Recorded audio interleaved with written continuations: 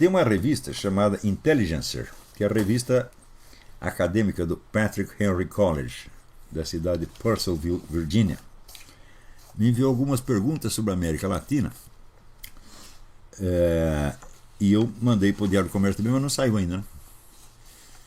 Então, primeira pergunta: quais foram as causas da mudança da América Latina para o socialismo e comunismo depois de a região ter alcançado algum sucesso no capitalismo?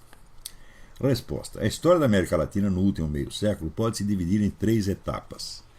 Primeiro vieram as ditaduras militares e a derrota da esquerda armada. Depois, a volta da democracia e uma fase de entusiasmo epidérmico pelo capitalismo liberal, coincidindo com a queda do comunismo no leste europeu. Por fim, a ascensão geral das esquerdas.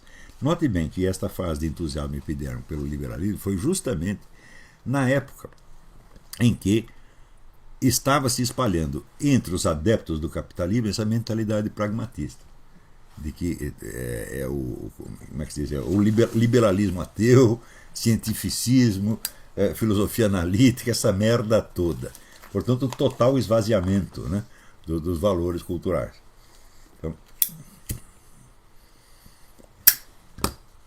Então, quer dizer, o capitalismo estava crescendo economicamente ao mesmo tempo que estava se esvaziando do seu vigor cultural, né?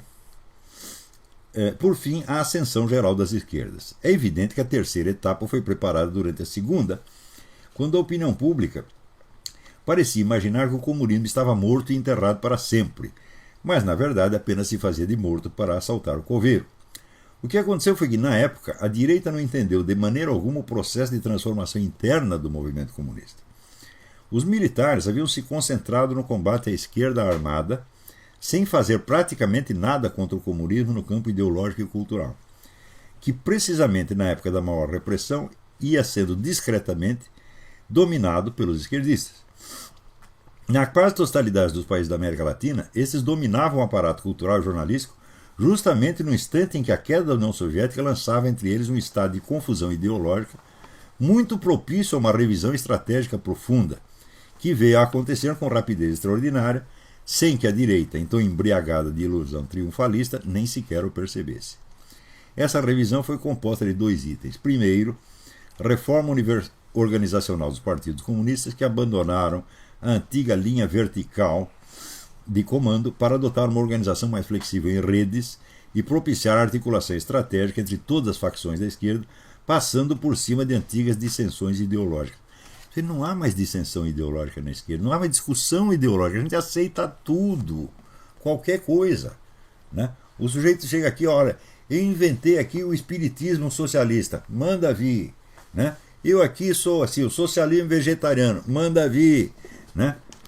Eu sou aqui do socialismo onanista universal, pode entrar, todo mundo é bem-vindo, se é com merda na cabeça, tu é bem-vindo, né?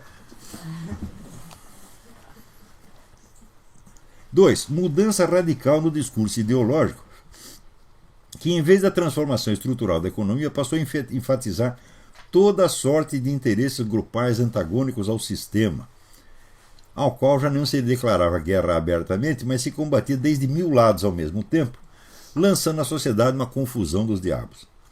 Essas transformações refletem aquilo que Augusto Del Noce chamou um tanto ironicamente de suicídio da revolução.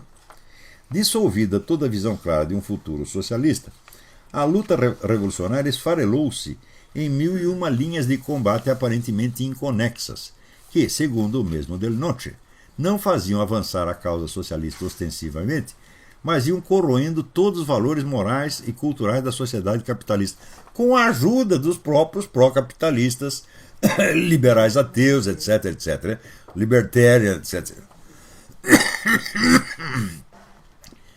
Sociedade capitalista que assim assumia feições cada vez mais malignas e odiosas. As novas gerações de adeptos do capitalismo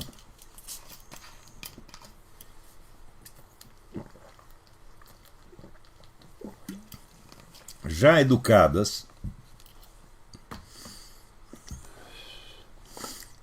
fora dos valores morais e culturais que sustentavam o regime, colaboraram nesse processo, entregando-se a um pragmatismo amoral que transformava o capitalismo precisamente no monstro que os esquerdistas desejaram que ele fosse.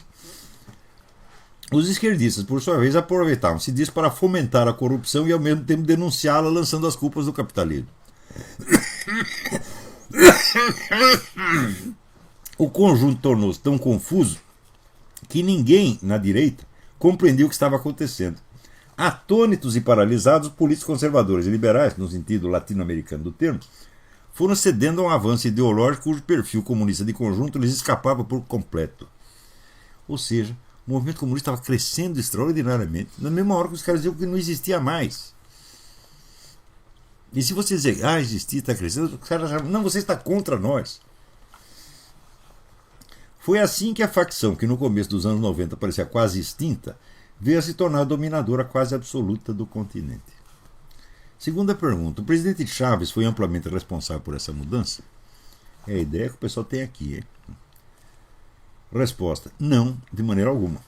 Chávez foi apenas o espantalho usado pela esquerda para distrair os observadores norte-americanos, que concentravam nele as suas atenções, enquanto empreendimentos de muito maior envergadura, dirigidos desde o Brasil, isto é, desde o Foro São Paulo, iam consolidando a posição das esquerdas no continente. O governo e a mídia dos Estados Unidos entraram num tal estado de alienação que chegaram a acreditar que havia na América Latina duas esquerdas, uma totalitária e ameaçadora, representada por Hugo Chávez, outra democrática e pró-americana, personificada por Lula. Mas Lula foi o fundador e por 12 anos o dirigente máximo do Foro de São Paulo. Mais realista foi a visão das FARC, Força Armada Revolucionária da Colômbia, que logo enxergaram na fundação dessa entidade a salvação e o futuro do movimento comunista.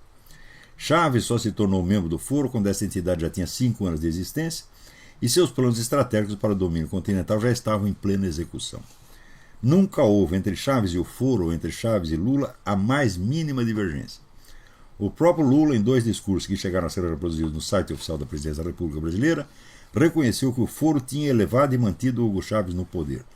Chávez foi sempre um instrumento dócil do Foro, encarregado de condensar em si os temores internacionais, acobertando as operações de conjunto do Foro no restante do continente.